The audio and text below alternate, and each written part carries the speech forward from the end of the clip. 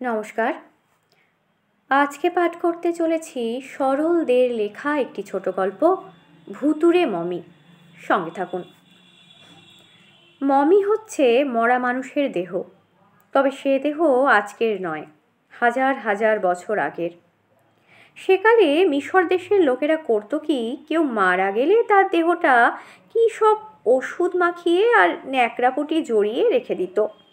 আশ্চর্য, সে দেহ কিন্তু নষ্ট হতো না কোনো দিন। পৃথিবীর যে পিঠটায় আমরা আছি তার ঠিক উল্টো পিঠে আমেরিকা মহাদেশ। সেই আমেরিকার দক্ষিণে অ্যান্ডিজ পাহাড়। সেই পাহাড়ের গায়ে গায়ে ধারে কাছে বনে জঙ্গলে চাপা পড়ে আছে খুব পুরনো কালের এক সভ্যতা, ইনকা সভ্যতা। সেখানেও মমি করার রেওয়াজ ছিল, তবে তার কায়দা কানুন ছিল অন্যরকম।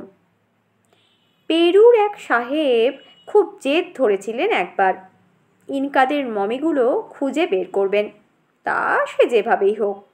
নাম তার অটো স্যান্টকুলার, মস্ত পণ্ডিত। ইনকা সভ্যতা নিয়ে অনেক বইপুথি ঘেটেছেন, অনেক জেনেছেন।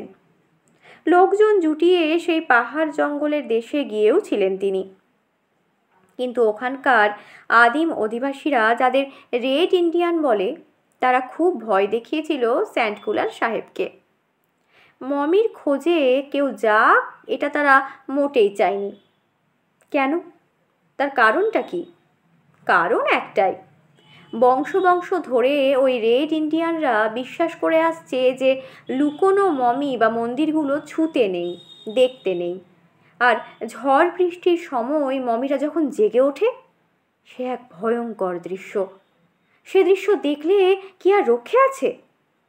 বাধা দিয়ে ওরা বলল, খবরদার সাহেব, ও পথে আর এক পাও এগিও না। যদি বাঁচতে চাও তো ঘরের ছেলে ঘরে ফিরে যাও। কিন্তু সাহেব বড় জেদি। তিনি হাসলেন। না, ওইসব আজগুবি আর ভুতুরে গল্পে তার এক ফোঁটাও বিশ্বাস নেই। ইনকাদের মমি তাকে খুঁজে বের করতেই হবে। তিনি ওই বনে যাবেনই। রেড ইন্ডিয়ানদের চোখে ধুলো দিয়ে অটো স্যান্টকুলার একদিন বনের পথে পা বাড়ালেন, সঙ্গে কিছু লোক আর গুলি বন্দুক। সাহেব যত বনের ভেতরে ঢোকেন, বন তত ঘন আর ঘোরালো হয়ে ওঠে। মনে হয় কোনোদিন মানুষের পায়ের ছাপ পড়েনি এই বনে। মনের জোর আর বুকের বল নিয়ে সাহেব এবন ওবন ঘোরেন, আঁতি পাতি করে মমি খোঁজেন। কিন্তু কোথায় মমি, কোথায় সেই সূর্য মন্দির? শেষ পর্যন্ত দু একটা পোড়ো মন্দির চোখে পড়ল বটে, কিন্তু সাধ্যি কি যে কাছে গিয়ে দেখবেন? ওরে বাবা, যা সব ভুতুরে কাণ্ড কারখানা হতে লাগলো! সেই সঙ্গে ঝড় বৃষ্টির কি দাপট! অটো স্যান্টকুলার পিছিয়ে আসতে বাধ্য হলেন। দলের লোকেরাও বেঁকে বসল। সাহেবের শখ মেটাতে তারা নিজেদের শখের প্রাণ এমন বেঘরে খোয়াবে কেন? সাহেব থাকতে চান থাকুন, তারা আর একদণ্ডও এ বনে থাকবেন না। স্যান্টকুলারকে বাধ্য হয়ে ফিরে আসতে হলো। বেশ কিছুকালের জন্য ভুতুরে মমির ব্যাপারটা ধামা চাপা পড়ে গেল। প্রায় এক যুগ পরে আরেক সাহেব বললেন, দেখি আমি পারি কি না। সেই সাহেবের নাম অ্যানোটাইন। রেড ইন্ডিয়ানদের গ্রামে গ্রামে অ্যানোটাইনকে ঘুরতে দেখা গেল। তাদের কাছে খোঁজ খবর নিচ্ছেন, পুরনো ইনকা সভ্যতা সম্বন্ধে কত কী জানার চেষ্টা করছেন। ইনকারা সূর্যের পুজো করত। তাদের কুমারী মেয়েরা অনেকে সারা জীবন সূর্য মন্দিরেই কাটিয়ে দিত দেবতার সেবায়। মারা গেলে তাদের পবিত্র দেহ মমি করে রেখে দেওয়া হতো সেই মন্দিরেই। রেড ইন্ডিয়ানরা অ্যানোটাইনকেও বাধা দিয়েছিল, এমনকি বনের পথে গেলে তারা সাহেবকে জানে খতম করে দেবে সেই ভয়ও দেখিয়েছিল বারবার। কিন্তু সাহেবের কি বুকের পাটা! মাত্র দুজন সঙ্গী নিয়ে তিনি এক ফাঁকে বেরিয়ে পড়লেন, বনে ঢুকলেন। বনের ভেতরে, আরও ভেতরে যাচ্ছেন তো যাচ্ছেনই। সত্যি কি ভয়াল ভয়ঙ্কর বন! অ্যানোটাইন এক পা এগোন তো দু পা পিছন। সঙ্গী দুজন আর পারে না, তারাও ভয় পায়। বলে, সাহেব ঢের হয়েছে, এবার ছেড়ে দিন। সাহেব বলেন, তোমাদের ছেড়ে দিতে পারি, কিন্তু মমি না দেখে আমি নিজেকে ছাড়ব না। এভাবে কতদিন কত রাত গেল। অ্যানোটাইন বন বাদার মারিয়ে আশায় আশায় ঘুরে বেড়ালেন। শেষ পর্যন্ত ঝোপ জঙ্গলে ঢাকা একটা ভাঙা মন্দিরের চূড়ো দেখা গেল। ওই তো সেই ইনকাদের সূর্য মন্দির। আনন্দে নেচে উঠলেন অ্যানোটাইন। তারপর সেই পোড়ো মন্দিরের ভাঙা দরজা ঠেলে ভেতরে ঢুকে পড়লেন তিনি। কতকালের পুরনো মন্দির, পাথর খসছে, ঝুরঝুর করে বালি ঝরছে, আর কি ভ্যাপসা গন্ধ ভেতরে। অ্যানোটাইন আলো আঁধারির মধ্যে মমির খোঁজ করতে লাগলেন।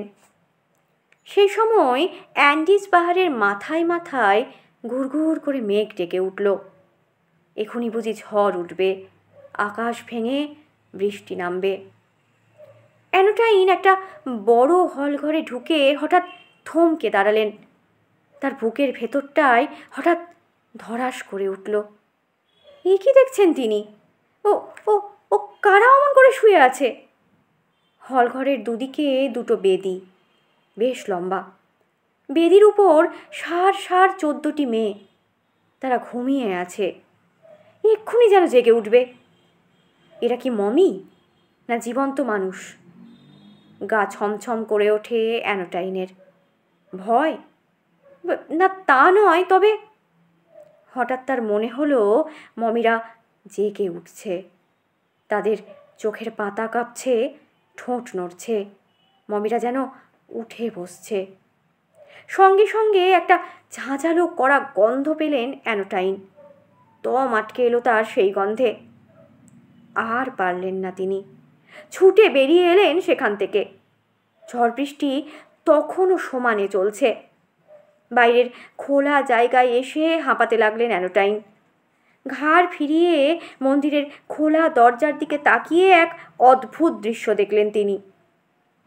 মন্দিরের ভেতর থেকে গাঢ় হলুদ রঙের ধোঁয়া বেরিয়ে আসছে, যেন পাক খেতে খেতে ছুটে আসছে তার দিকেই। অ্যানোটাইন খুব সাহসী আর বেপরোয়া। তিনিও তখন বৃষ্টি মাথায় করে প্রাণ ভয়ে ছুটতে লাগলেন। তার মনে হলো ওই ধোঁয়ায় দারুণ বিষ। একবার ওই ধোঁয়ার কবলে পড়লে আর রক্ষে নেই। রেড ইন্ডিয়ানরা বলেছিল, মমিরা যখন জেগে ওঠে তখন সে দৃশ্য দেখলে কোনো মানুষ আর ফিরে আসে না। অ্যানোটাইন কিন্তু ফিরে এসেছিলেন। কিন্তু কি দেখেছিলেন তিনি? সত্যিই কি মমিরা জেগে উঠেছিল? সে প্রশ্ন মাথায় নিয়েই ফিরে এসেছিলেন অ্যানোটাইন। তারপর অনেক দিন ধরে বিস্তর মাথা ঘামিয়ে ঠিক উত্তরটা নিজেই তিনি খুঁজে বের করেন। ইনকারা মমি করার সময় মরার দেহে বেশ করে একটা ওষুধ মাখাতো। ওষুধটায় এক ধরনের সাংঘাতিক বিষ মেশানো থাকতো। জোলো বাতাসের ছোঁয়া পেলে মমির গা থেকে হলুদ রঙের গ্যাস বেরিয়ে আসে। সে গ্যাসে সঙ্গে সঙ্গে মৃত্যু হতে পারে যে কোনো মানুষের। তা না হয় হলো, কিন্তু মমিদের তিনি জেগে উঠতে যে দেখেছিলেন, সেই ব্যাপারটা কি? সেটা হলো চোখের ভুল। ছড়ানো গ্যাসের মধ্যে দিয়ে কোনো কিছুর দিকে দেখলে সেটাকে আমরা কাঁপা কাঁপা অবস্থায় দেখি। অ্যানোটাইনও তাই দেখেছিলেন, যেন মমিরা চোখ খুলছে, ঠোঁট নাড়ছে কিংবা উঠে বসছে। এতক্ষণ শুনলেন সরলদের লেখা একটি ছোট গল্প, ভুতুড়ে মমি। গল্পটির পাঠ এখানেই শেষ হলো। ধন্যবাদ।